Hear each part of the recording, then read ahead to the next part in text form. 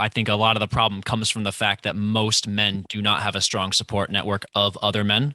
Mm-hmm. And then you're almost kind of communicating to the woman that she's like your mother and that she's the only person there that's going to be able to help you emotionally in that kind of a situation. I think there's a big disconnect from the women that are asking guys to be vulnerable. You're listening to the premier podcast for men who want to not only be better with women, but want to be better men in general. This is the Come On Man podcast. And here's your host, Paul Bauer. What's up, everybody? Welcome back to another week of Come On Man.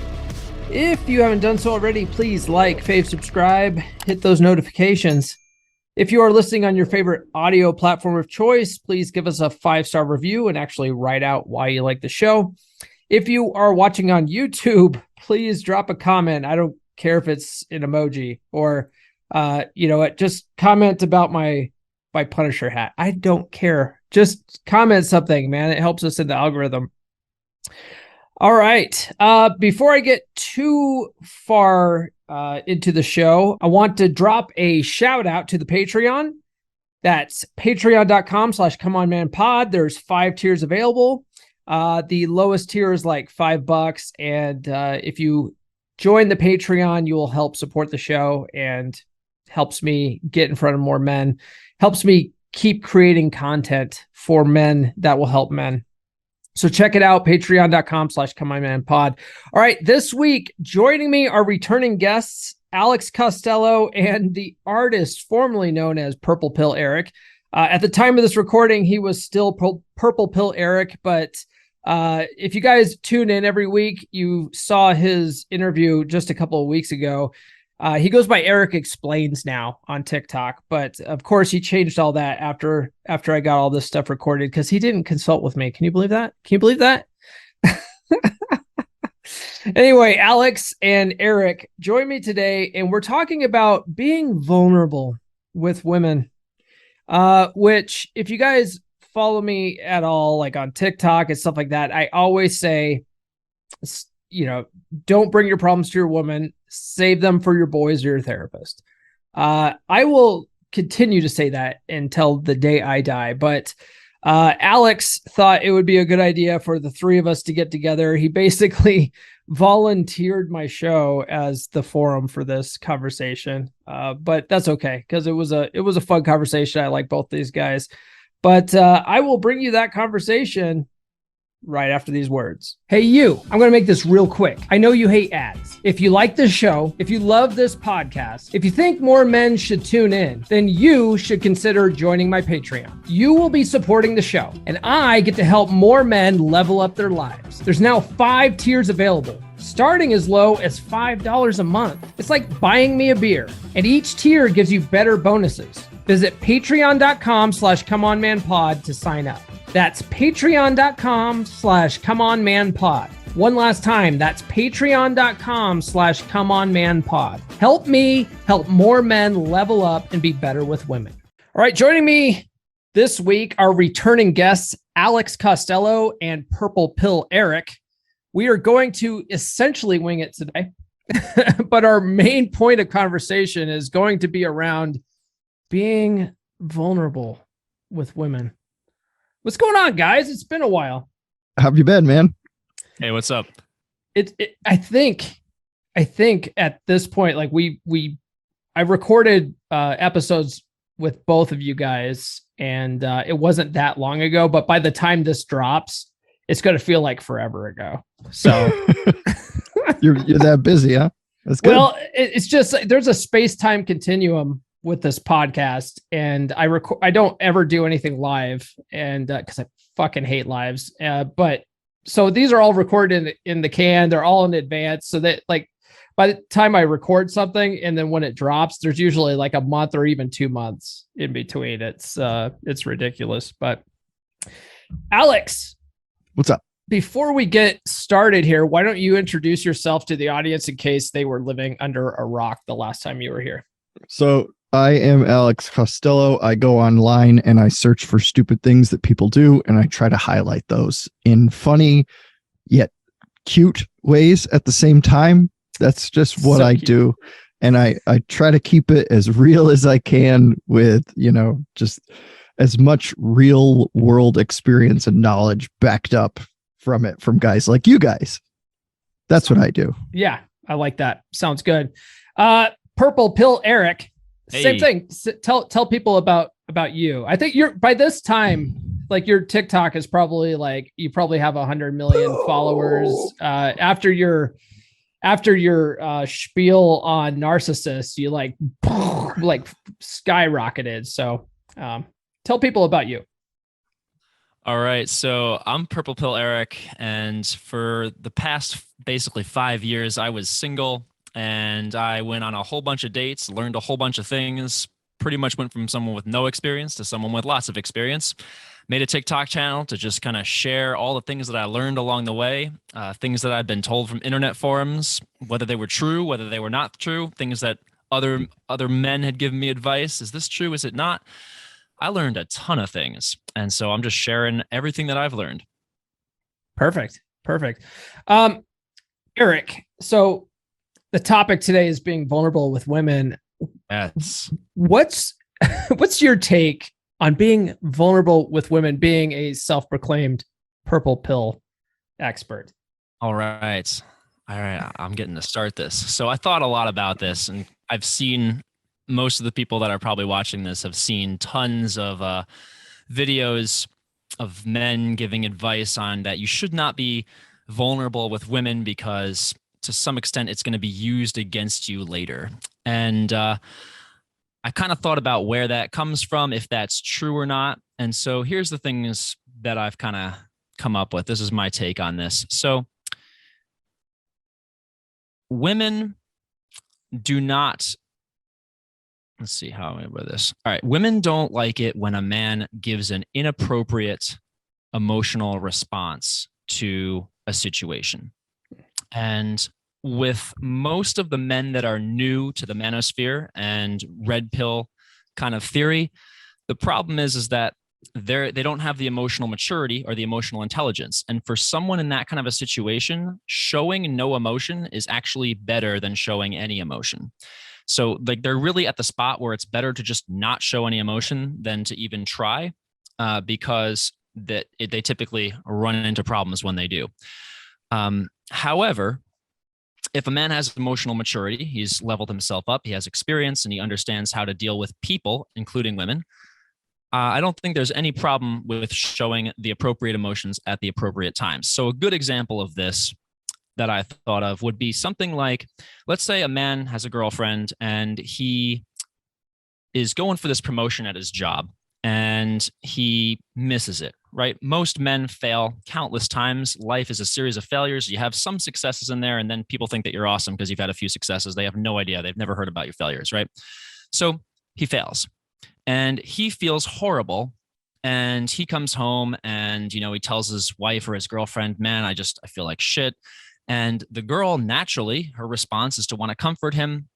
And so he might even get into a situation like an iron rule of Tomasi number 9, which basically says you should never self-deprecate, where he'll self-deprecate and he'll say, man, I'm just not good enough. And of course, the girl's going to respond by saying, oh, no, babe, you're wonderful. And just kind of create this negative energy. I think what a mature man would do in that kind of a situation where he fails at something is evaluate what went wrong, evaluate what he could do better, and put together some loose plan of action that has a first step that he can take right away so that now all of a sudden he's on to something new. And of course, if you're with a girl, she's going to find out when you have failures, and she's naturally going to come along and comfort you when you do. You don't have to go bidding for it. But when you get in that situation where you put yourself down after a failure, then it can and will be used against you later, because it's going to subconsciously, I think, create this thing in her brain that's like, oh, well, what's going on here? So I think the key, one of the things that happens with anything like manosphere talk or red pill talk is they make everything binary or almost ideological, like you should always do this or always do that, which is useful for someone who's new, who's never heard of it, because if they follow those steps, they're going to get some sort of results. But as you mature and as you grow and as you learn what the appropriate response is, like the one I gave in the example, there's no reason why you can't, if she comes up to you and she says, oh, how did it go? And you can say something like, yeah, it didn't go very well. here's what I've got planned for the next thing. And, you're on to the next thing. Hopefully that makes sense. That makes a lot of sense. One thing that I put out videos about this myself, and I've seen it happen in my life, right? My dad is one of those guys that he talks about this one job all the time. To this day, my dad's like 76. He talks about back when he used to work for this one company. And I think that one company was his like pinnacle, and he got fired from that job. And my mom tells it that he got fired from that job and basically just sort of gave up. He was unemployed for like 2 years and just was like depressed. And, and I think what women don't like about situations like that, it's not necessarily that the guy got laid off or that, he's not making money. It's that he gave up on himself, right? Like if he got fired and was like, you know what, I got fired or I got laid off or whatever, but you know what, this weekend, I'm going to work on my resume. I'm going to get it up to date. Next week, I'm going to send this resume off to 100 places. And then, like have a game plan, like you said, and that women are like, yeah, good. Yeah. And they'll support you in that. But if you give up on yourself and be like, oh, I'm a piece of shit, I'm worthless, life sucks. And women don't like that and they will leave. They will 100% leave. Eric, or Alex. Yes. Sorry. Alex, you're a married red pill kind of guy. Oh, geez. Are you vulnerable with your wife? That's the whole thing. That's why I wanted to come together and talk about this, is because what does that mean? Like, I need that kind of quantified. And I put out that video a couple of months ago now, where I had basically said that most guys don't understand what women mean when they say they want them to be vulnerable with them. And really, what I think it means personally is that they want us to be able to talk about how we feel. I know that sounds so like duh, right? But they want us to be able to talk about it and it kind of ties into what Eric, with his example, is they want a guy who can talk about them in a measured and mature way. So am I?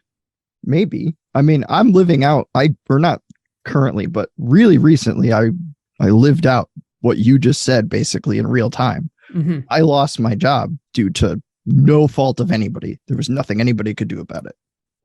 Yeah, shit happens sometimes. Yeah. Yep. Shit happened. And I basically just did not slow down at all. And I shared my plan with her. Yeah, I shared with her that I was pissed.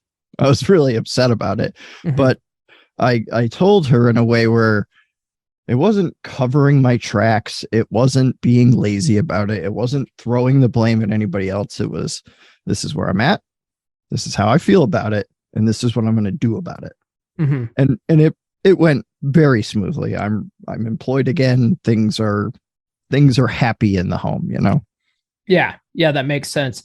My take on all this, well, you guys know my take on like what happens if you get fired, obviously, but just because I hear guys say it all the time. Oh, if you get fired or if you get sick, like she's leaving. Hypergamy, bro. Right. It's like she will leave if you fucking give up on yourself. Like, stop, But so when it comes to being vulnerable with women or sharing your emotions or your feelings, the way I look at it is for the most part, women I found want you to listen to them. They want you to be an active listener. When they have a problem, they want you to be their rock, because that's what they look for men to be typically in a relationship. So you have to be a good listener, but not solve any of her problems, right? Just she needs you to be sort of a sounding board for her problems so she can work through it, because that's sort of what women do, right?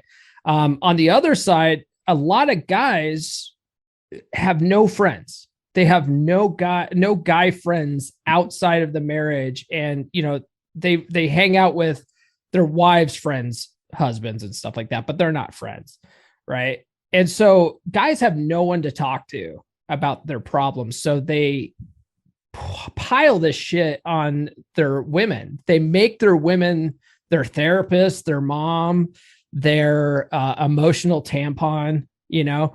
And so a lot of guys will just be like, you know, dump all their emotions on their woman with no solutions. And that's the key that both of you guys brought up here, is that if you share your emotions with your woman or your problems that you're having, you're bringing a solution with it. And that's totally acceptable, but most guys don't do that. So I usually tell guys, hey, don't be doing that to your woman. She's not your therapist. She's not your mom. Save it for your guy friends, right? Like when you're going out for beers, and guys should be having friends outside of their relationship. They should be having a good circle of guy friends that they can, you know, maybe once a week or every other week, or at least once a month, go and talk to them about guy stuff, you know, and have a good support system like that outside of that. So they're not putting that on their girl. But if you absolutely have to bring a problem to her, I mean, like if you're married and you lose your job, that affects both of you. So you can't hide that from her. So you do have to bring that stuff to her, but you should have a solution with that, or else she's going to look at you like, well, you want me to fix this? Like, what, you know what I mean? Yeah. No, they know that they're not the fixers. They know. Right. Yeah. Eric, you wanted to jump in there, Eric? Yeah, that's a huge point that you brought up. I would definitely echo that. I think a lot of the problem comes from the fact that most men do not have a strong support network of other men. Mm-hmm. And then you're almost kind of communicating to the woman that she's like your mother, and that she's the only person there that's going to be able to help you emotionally in that kind of a situation. And you compound that with, I don't have a plan for going forward. And then it's just like, you're all that I have to save me from this. And, you know, no woman wants to feel like that mother that has to take care of the child. Yeah. You're creating that kind of a frame in that kind of a situation.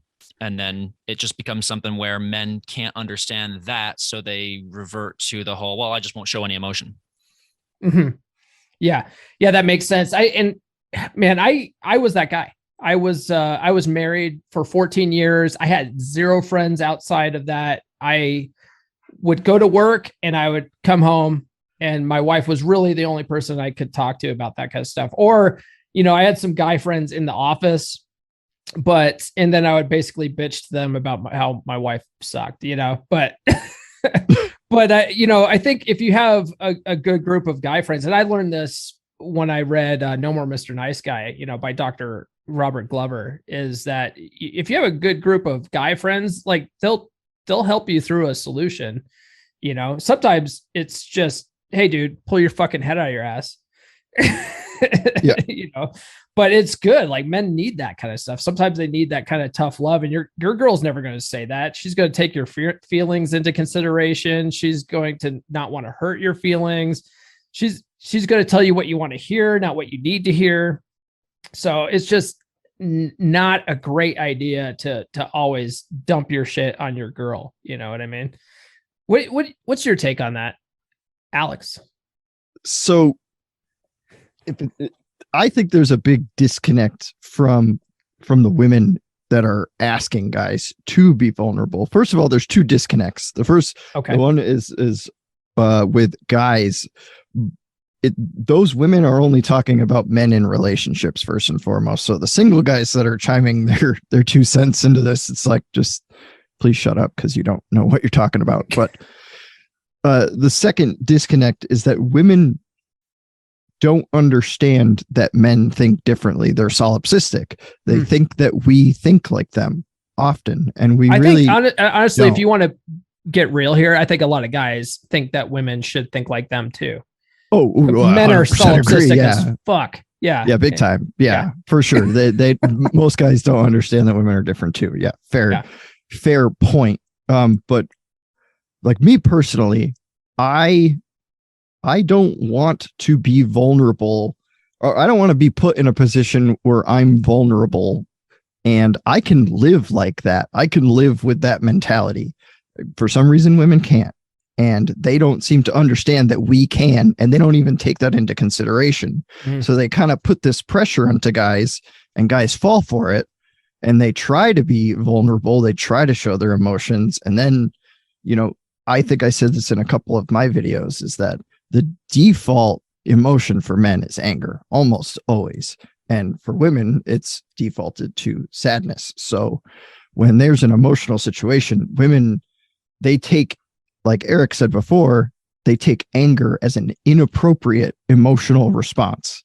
So they're looking at it from those eyes like, no, you shouldn't be mad about this. You should be sad. You should be ashamed of how you feel and stuff like that. So there's a huge disconnect that most women don't consider, because guys really struggle with being able to articulate that to women. Like, I'm not built that way, and it's supposed to be that way, or maybe not supposed to, but I'm comfortable with this. Yeah, I would, just to add to that, I never really thought about that myself until I saw an interview Rollo did with I can't remember, some big show he was on, and he was like, a part of the problem is that we're being told as men that we need to have emotions like women have emotions, and we just don't emote like women emote.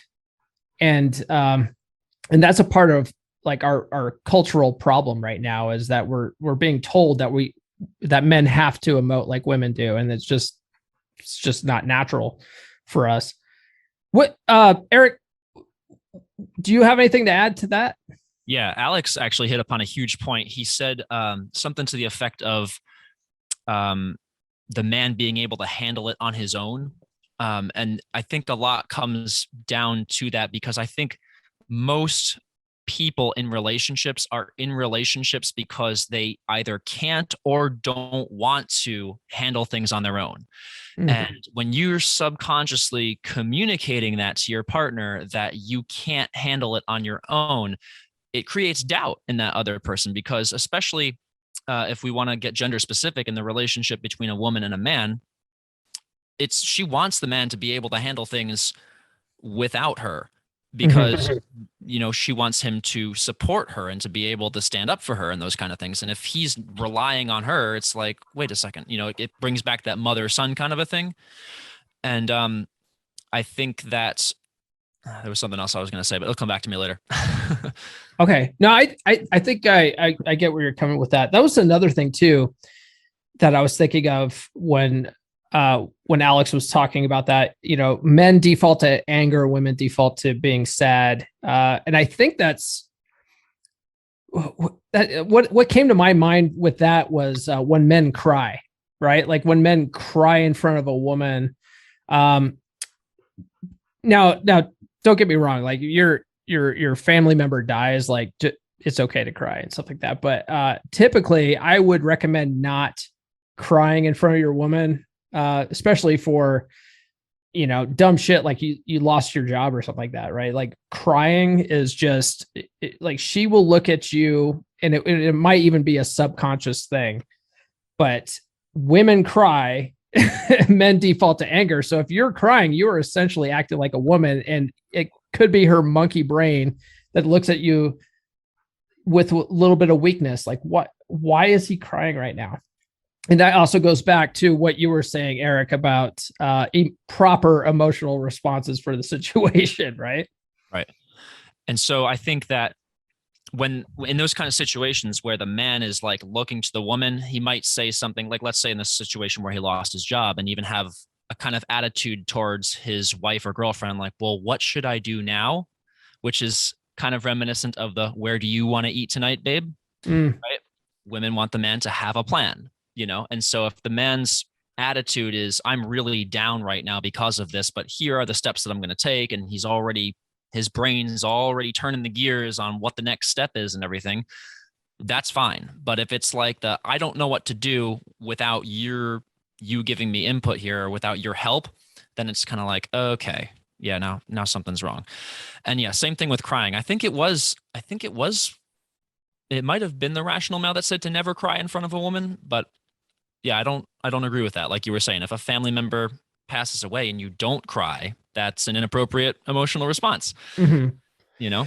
Yeah. Well, I always look at that sort of thing too. Like, one of my holy trinity of dating books is Atomic Attraction. And Atomic Attraction, they talk about, when in doubt, think of what's the strongest move possible, because women tend to respond to strength. And so, like, if you feel like you need to cry, you're not sure, is probably best to go with the strongest move there, which is to not cry, right? Maybe wait until she's not around. But man, it's to tell guys in this day and age not to cry at all.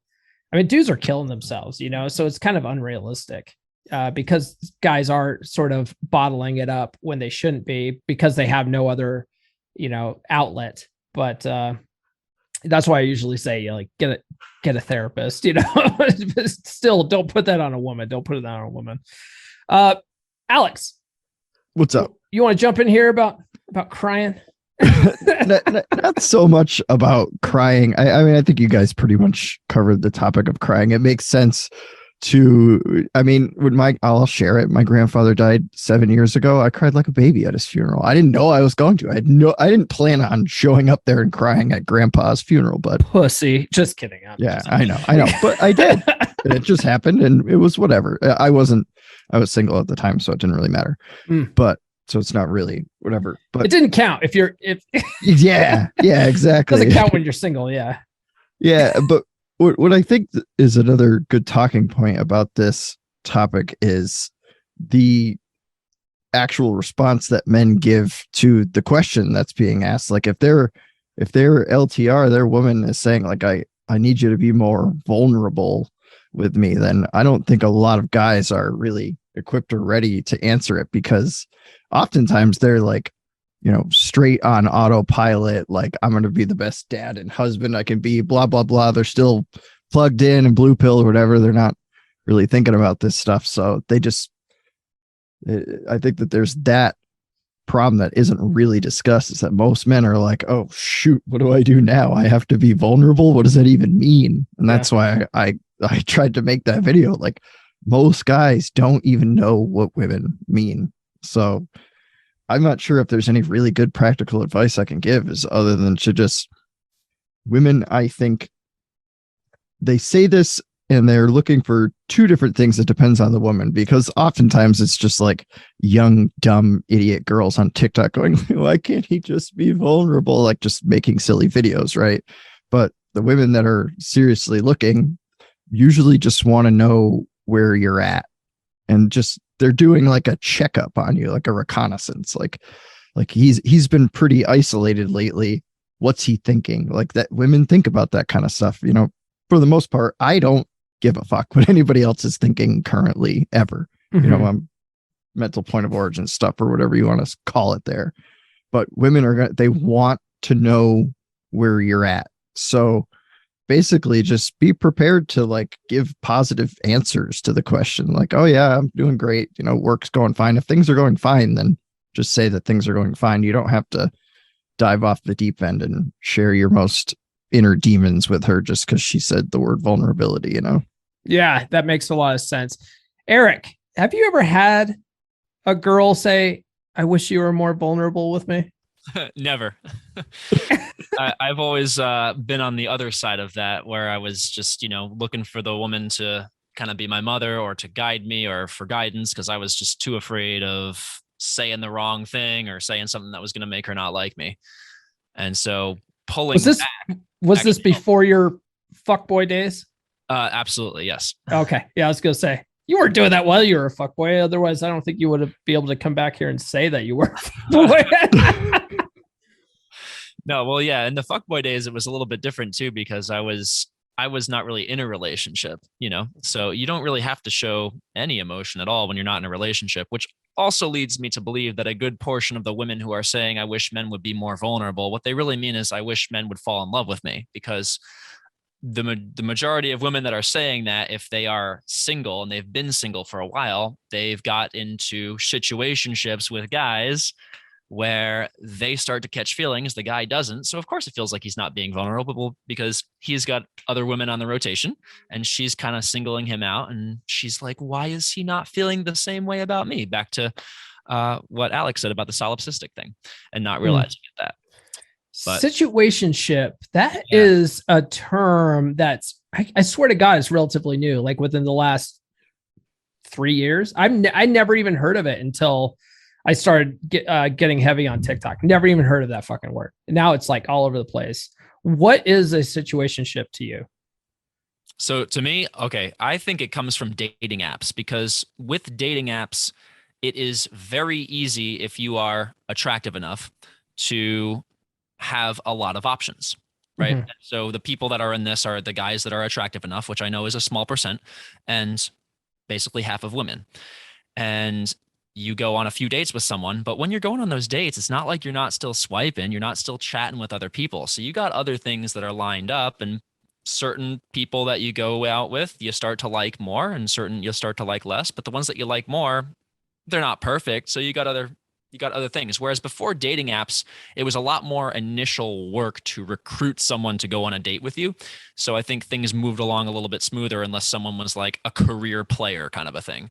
And so situationships have become more mainstream because you've got someone that you've been going on dates with for 2.5 months, and you're kind of like, haven't met any of his friends, or he hasn't met any of my friends or whatever. And what are we kind of a thing? And like I said, like, one party really would like to take it to the next level, but the other one is perfectly comfortable exploring more options.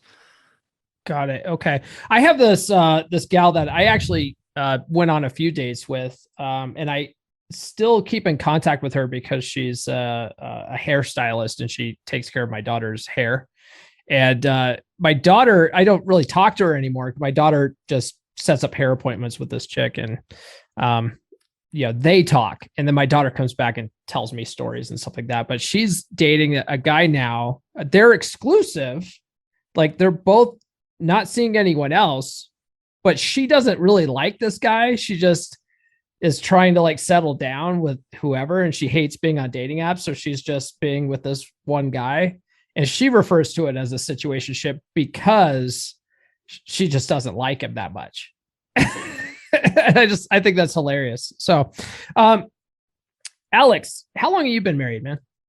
Almost 2 years. Oh, okay. Of like officially being married, but we've been together for 6 years. You've been together for 6 years. How'd you guys meet? On Tinder. You met on Did it start off as a situationship, or no? there was a brief period of time where it was a situationship. I think there was a brief period of time where I was less invested than she was. There was a brief period in time, but she was very persistent. Oh, wow. Yes. Okay.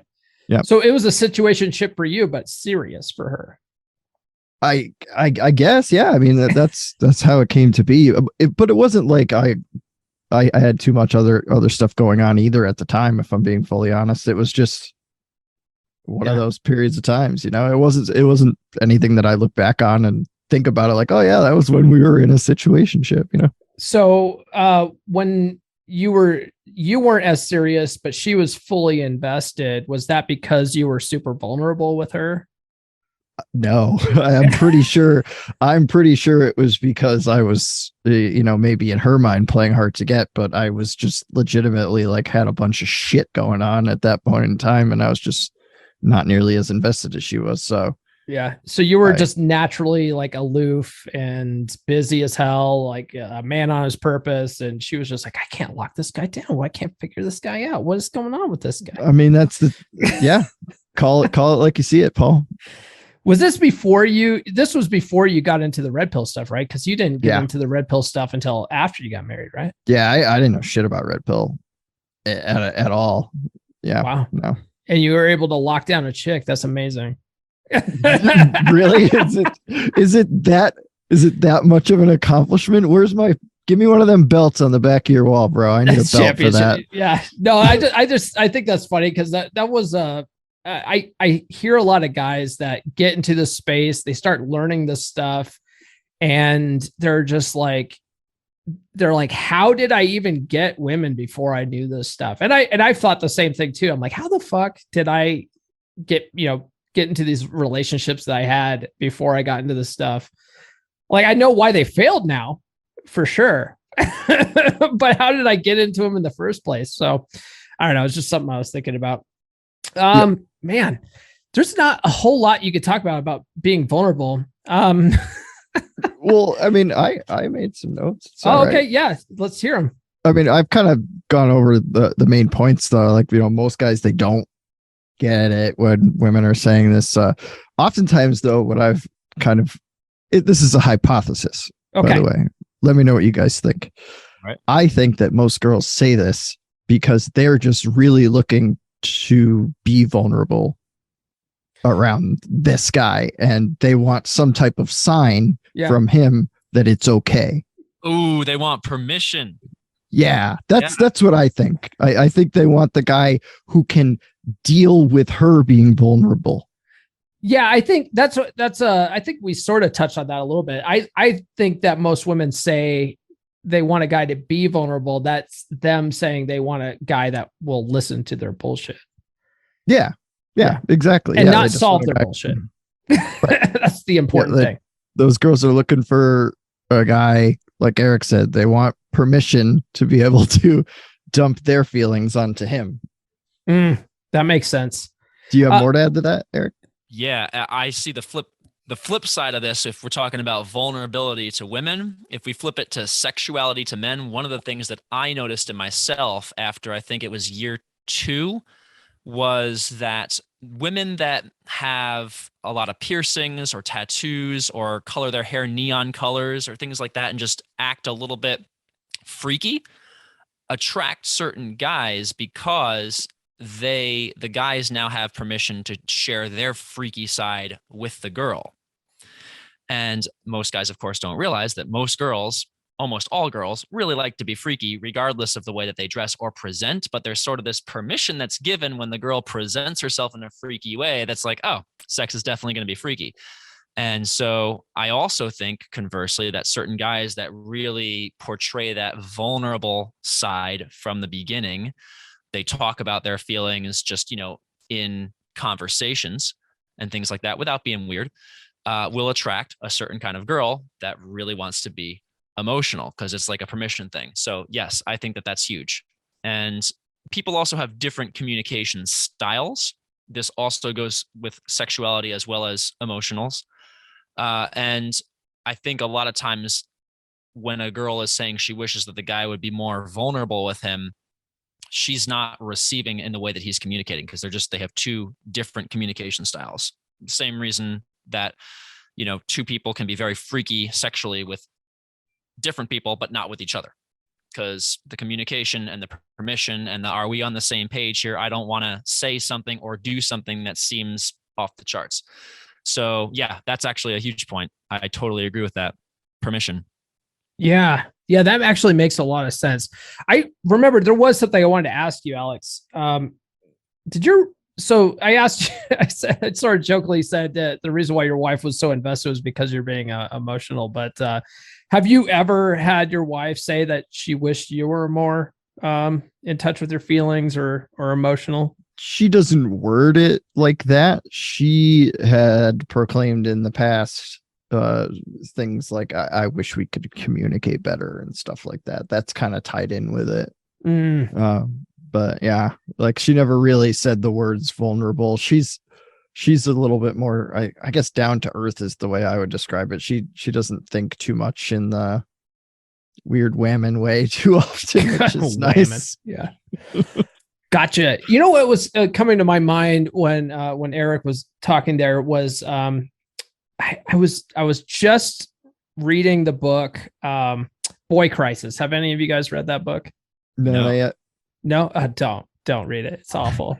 It's awful. So good. Just to give you guys a gist of it, it's written by a guy named Dr. William Farrell. Dr. William Farrell is I don't know if I could say the term former feminist. He's but he used to be like a spokesman for NOW, right? The National Organization for Women. So he's a total male feminist. And what his book is generally about is how he was a feminist, but he realized that like feminism has at some point basically fucked up men and caused this problem with boys and masculinity, and masculinity's bad and all this stuff, right? And another thing, the big thing I hate about this book, right? He comes up with some great stats, really shows you just how fucked up boys are and how widespread the problem is with masculinity. But his solutions are all just egalitarian, left wing, like, oh, we should have boys be stay at home moms and shit. Like that's his solution, and like let her be the strong, powerful woman, and it basically just like all the stuff that has caused the problem. He's just like, let's do more of that. But one thing that just kept coming to my mind listening to him, because he's reading the book, he just sounds like a very like feminine man, and he's just talking about how boys need to be more empathetic, and you need to have empathy and empathy this. And I swear to God, if you counted up, if you or did a drinking game, right? Anytime he said the word empathy or empathetic, you'd probably have liver failure. Eric, do you think men need to be more empathetic? Do you need need to have more empathy when dealing with women? I mean, I'm sure there are a lot of people that would benefit from being more empathetic, regardless of whether they're male or female. I think empathy is a huge skill set to have in your toolbox to be able to relate to anyone, especially in a relationship, definitely. Mm-hmm. So the people that don't have much empathy, all of them, of course, would benefit from having more. I'm not sure what percentage of men that is. But the question is, do you think men need to be more empathetic? Definitely some of them, the ones that aren't empathetic enough. And I guess more the root of that question would be like, when women are complaining that men are not empathetic enough, or like when someone like this author is saying that the problem is that men are not empathetic enough. I'm sure it's part of the problem for certain people. Mm-hmm. I'm not sure if that's the main problem. Like you were saying, there's a lot of other factors that go into that. And I don't think that more empathy is going to fix everything, if that makes sense. Yeah, that does make sense. Alex, are you an empathetic person? I mean, I can be, like Eric said, it's a tool. That's really what it is. It's something that you can utilize in certain situations that you want it to get utilized. That I think that there's a weird stigma about it, that boys or men or everybody needs to be more empathetic. Like, there's no rule written down that says that I have to be empathetic to anybody else, right? Like, I guess I'm more in the like F off and leave me alone camp when it comes to this category. But I think that empathy, like Eric said, it's a tool. And that's really all it is. I don't know if it's going to fix any problem. It will surely, it would help get people to be a little more understanding of everybody else, maybe, but I don't think human beings are really built that way. I don't. Look around, Yeah, most people don't give a shit about other people. I would agree with that. Yeah. Bringing things back. Oh, go ahead. I would say, yeah. So I would say when someone says people need to be more empathetic, what they're really saying is other people need to care more about me. Usually. Yeah. Okay. Yeah, that makes sense. Bringing things back around to being vulnerable with women, something that just came to my mind also was something that Eric said early on in the discussion, which is that a lot of guys in the red pill space, they don't, be vulnerable with women because women will use it against you. You also hear people say that women don't care about your problems, right? They wait at the finish line, fuck the winner, that kind of thing. Do you think that's true, Eric? Do you think women don't care? I think that people in general don't. And I think that that's a good thing, because what happens in life is you have a lot of problems. And if you learn to deal with those problems on your own, you will get to the finish line, because you will have wins if you get up and you keep trying. And then when you get to the wins, people will love you for the wins. And when you talk about like if you're giving a motivational speech to a bunch of people, yeah, you might want to share like, hey, like I've had a lot of problems and I've had a lot of obstacles, and you got to keep working through it because life is a series of setbacks, and you do have some wins, but you do have setbacks. But yeah, I guess it would be nice if you're going through a period of a lot of setbacks, if people really cared about you. But I don't know, my personality type, I would much rather be the kind of person that keeps going until I get the wins and then get appreciated for the wins. And I think that a lot of people, it's hard to see that when you're younger and when you haven't had a lot of wins yet, because it's like, oh man, like how am I ever going to just instantly become someone that can measure up to this kind of a thing? Same thing like what you were talking about before. You kind of jokingly said, go to therapy for a guy. It's like a lot of like the maturation phase of men, it might require therapy. It might require, being really vulnerable, reaching out and finding some other male friends. It's not something that happens overnight. You don't get jacked by going to the gym just a few times, but over time, once you do, people do see it, women see it, and they appreciate you for it. And of course, a woman that sees a guy that's been going to the gym for a while as very attractive thinks he's always been that way. It's the way that it works. Yeah. I think it's just something that's really easy to say, right? It's really easy to think in a way where it's like everybody should be more caring. Yeah, no shit. That sounds great, doesn't it? Doesn't that sound fantastic? If I snap my fingers and everybody was more caring, sure. I wish the world were a better place, but like a lot of places or a lot of people don't get it. It's like, we're not, most people aren't empathetic in the way that you wish they could be. Like the world would be a better place. Sure. Maybe we don't know, but it's not. You want to know where a great place to go is, where literally no one gives a shit. Like, so not just like Eric says, it's not just women that don't care about your problems. Most people don't care about your problems, right? Go to New York City sometime, man. When I was a kid, one time I went out there to visit my grandparents. They lived in New Jersey, and we went to the city one day. And my dad hated the city, but my mom really wanted to see it. And so my dad's just basically dragging my brother and I through the streets of Manhattan. We're on our way to go see the Empire State Building. And we saw a fucking drug bust right in front of us. And I'm from the country, right? Like I don't see that shit on a daily basis, but we see these cops like throw these guys to the ground. They're pulling drugs out. They got a gun to a guy's head. My mom wants to stop and take pictures because she's a total country bumpkin too. And we're just like amazed by this, this is crazy. And all the other New Yorkers are just walking by like it's nothing, So yeah, it's not just women that don't care about your problems. Go to New York. Nobody cares about your problems there. All right. Well, do we have anything else to talk about on this subject? I think I got one more thing. Okay. Let's do it. I talked about it in a video that I made. Okay. And it was that I personally am capable of separating the idea of being vulnerable and talking about how I feel. I can tell you, like I went to work today. I was kind of annoyed. I was a little impatient. I got bummed that I was still there. I came home. I had to do this podcast with you guys. I was excited about it. And I could tell you that a couple of days ago, I stubbed my toe and it hurt like a son of a bitch.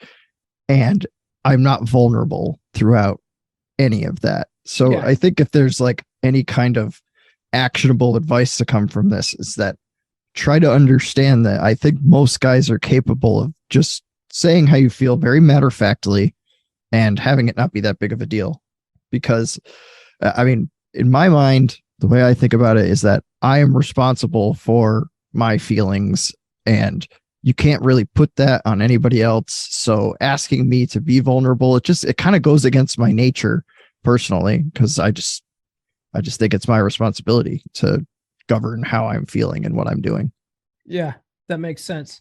Do you want to add anything to that, Eric? Yeah, I think that to me, I like how he said the ability to separate sharing how you feel from being vulnerable. And to me, I think the separation for me is being able to either share how I feel or be vulnerable without giving the implication that I need that other person, otherwise I'm going to fall apart, or I don't know what to do unless the other person tells me what to do, or I don't have an internal compass of what's right, what direction I should go without that other person. And that goes back to one of the things that's talked about, I think, in The Rational Male. The word abdicating is used a lot, where the man gets into a serious relationship or marriage and he hands over all the financial decisions and he hands over all the planning decisions and everything to the woman because it's just easier. She's got opinions on these kinds of things and just lets her fully take the reins. And don't get me wrong, totally certain situations where the woman's going to take the reins, but you also have to be present in the process. And that's going to mean that you're going to have to hash some things out and talk some things out, but have your own compass of where you're going and not just looking to the other person for the emotional guidance, because then you become like a child and a woman wants a man, not another kid. Yeah. Yeah. That makes a lot of sense. One thing that I thought about the other day too, and I mentioned a little bit in the podcast that usually women want their men to be their rock, not the other way around. Right. And I'm a pro wrestling fan. I saw a post from Chris Jericho. You guys know who Chris Jericho is? If not, fuck off the podcast. But Chris Jericho posted, I think he's been married for I don't know how many years, and he posted a picture of him and his wife, and he's like, "She's my rock." And I was just like, "Man, Chris Jericho, come on, what are you doing, bro?" But yeah. don't make her. You can share, like you said, Alex. You can share your feelings very matter of factly, but you don't have to be a little bitch about it. And whatever you do, don't make her your rock or your mom or whatever. Do you guys agree with that? Yeah, definitely. I think calibration's a good word to talk about. Like, you could talk about how you feel without exploding about it. You don't have to. There's no rules that say you have to. And I don't know, I guess just say how you feel and give the emphasis that none of that stuff is going to defeat you or whatever. If you got to be in the abstract about it, like, this is how I'm feeling and I'm still fine regardless. I got this. Yeah. All right, guys, I think we'll wrap up here. Purple Pill Eric, where can people find you online, man? All right, so I am on TikTok as Purple Pill Eric, and I'm on YouTube as Mr. Skylight. I also do music. All right, great. I'll put links to these in the description. Awesome. Mr. Alex Costello, where can people find you online? So TikTok is at it's Alex Costello, and Twitter is Alex_Costello, and then the number 9. We got to get Eric on Twitter. Like, what is he doing? Well, Twitter sucks, man. I know it sucks, but it's fun. It's like the worst. Let's talk about that. Twitter. I'm on Twitter. I put tweets out. I twat, but man, I don't get very much engagement on there. It's it's very hit or miss. To me, out of all the social media platforms, like Instagram's like my favorite right now. It really is. And I'm on there too. Yeah, you just started on Instagram, right? Like, yeah, I don't do anything over there. I guess I should start. Oh man, like, so totally off topic here, but I've just been I've taken sort of a break from TikTok because I'm trying to put space in between bullshit community guidelines violations.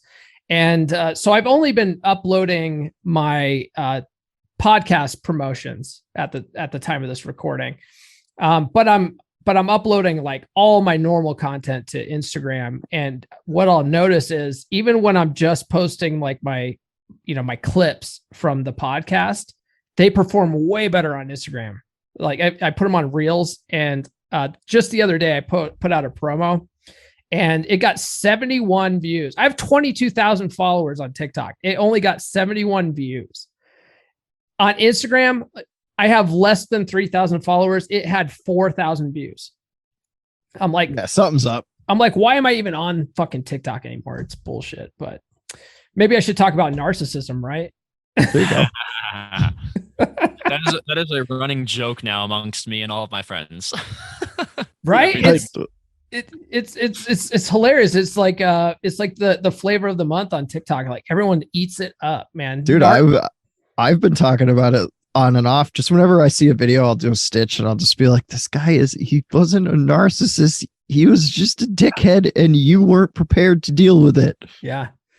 That's all. Oh man. And then people will defend their everyone's a narcissist in the comments. They will go off on it. I love it. There's books, stacks of books written about not real science about narcissists that aren't narcissists. It's like they have all these coined terms.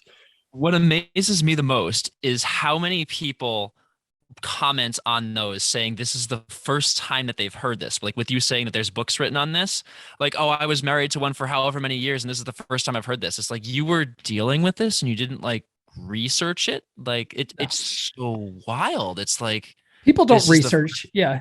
They go on TikTok and they call that research. That's what they do. Talk search. Yeah. It's crazy. All right, guys. Thanks for joining. We could do a whole other episode on narcissists. I swear to God. I'm ready. Not now, but soon. Let's do it. All right, guys. I'll give you guys your evenings back. Thanks for joining me. Alex, Eric, thanks again for joining me. You guys are both welcome back anytime. Just let me know if there's anything you want to promote or talk about, and I'll have you guys back on. I hope you guys got a lot out of that discussion. Like I said in the intro, it's not a good idea to bring your problems to your girl, right? Like you can talk to your girl about like your hopes and dreams and aspirations. Like she wants to be a part of your life, right? If you don't share with her stuff like your hopes and dreams and your aspirations and your goals, she won't know that you have ambition, right? So that kind of stuff, that kind of stuff's okay, I think, to talk about. But bringing your problems to your girl, talking about like how shitty your day was, talking about like all the stuff you're dealing with at work, none of that stuff really matters. She really doesn't care. If you do it all the time, she'll lose attraction for you. It's just, you see it all the time. So it's just not a good idea to do that. If you feel like you have to talk to someone about it, definitely talk to someone, but don't talk to your girl about it. She's, she's not your mother. You know what I mean? She's not your therapist. So go get a therapist. You join my Patreon. I'll listen to you, man. Like if you want to talk about all the shit you're going through, join the Patreon. I'll help you out, man. I'll listen. I'll be I'm not a therapist, but I'll be a listening ear for you. So check that out. So speaking of Patreon, patreon.com/comeonmanpod. There's 5 tiers available. Link is in the description, or you can go to patreon.com/comeonmanpod. I think that pretty much wraps it up. If you guys have any questions about this episode, drop it in the comments. If you're listening on an audio platform and you can't drop it in the comments, come on over to YouTube, find this video, drop it in the comments there. I'll get back to you as soon as I can. Other than that, I guess we'll see you guys next week on Monday. This has been the Come On Man podcast. New full episodes served hot every Monday morning on your favorite podcast platform of choice. So subscribe now. Follow Paul on social media. The links are in the description. Now, go out and get it.